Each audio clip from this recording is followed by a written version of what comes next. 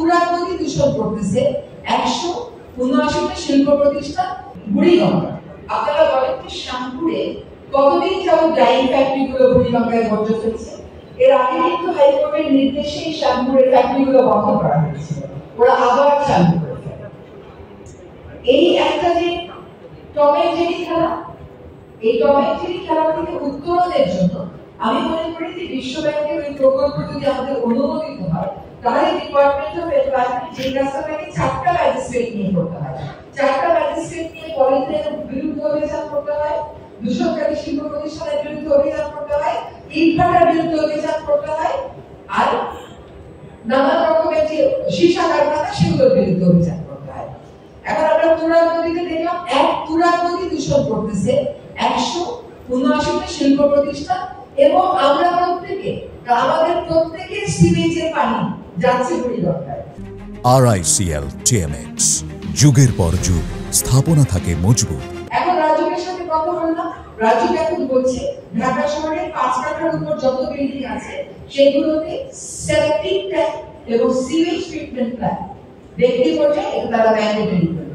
এটা কিন্তু শ্রীলঙ্কাতে এই কাজটা বেশ ভালোভাবে এগিয়েছে। তাহলে আর দাসের কাছে কবে চালু হবে সেজন্য আমাদেরকে বসে থাকতে হবে। আপনাদেরকে আরেকটা সুখবর দিই, আপনারা সিলেটে সাদা পাথরের যে তাণ্ডবটা হয়েছে, এই তাণ্ডব কিন্তু বহু বছর যাবে।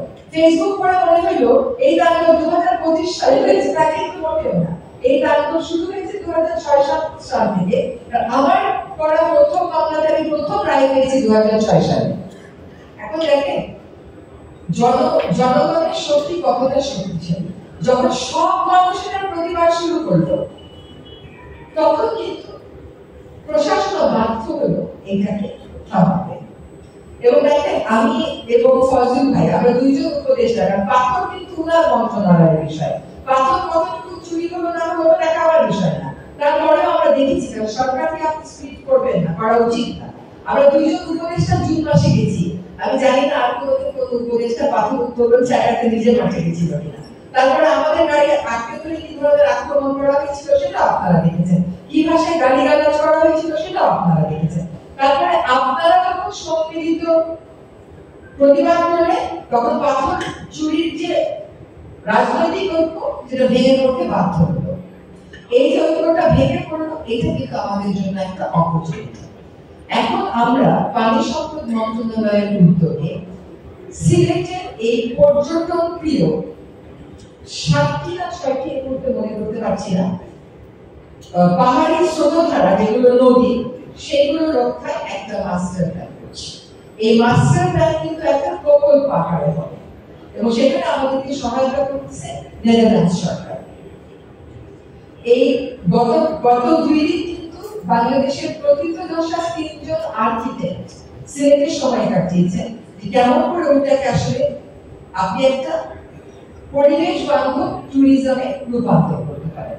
আমরা আশা করি যে এই পরিকল্পনাটা আমরা চূড়ান্ত করে ফেলতে পারবো ডিসেম্বরের মধ্যে। আমরা চেষ্টা করবো জানুয়ারিতে একটু হলেও কাজ শুরু করতে।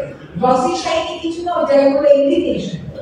আপনি যদি ছেড়ে রাখেন তাহলে ওরা শুনবে, আপনি যদি ধ্বংস না করেন তাহলে ওরা শুনবে। এইটা নিয়ে ভাবলাম যে আপনাদেরকে এই সুসংবাদটা দিয়ে কাজ আমরা খুব তাড়াতাড়ি শুরু করব।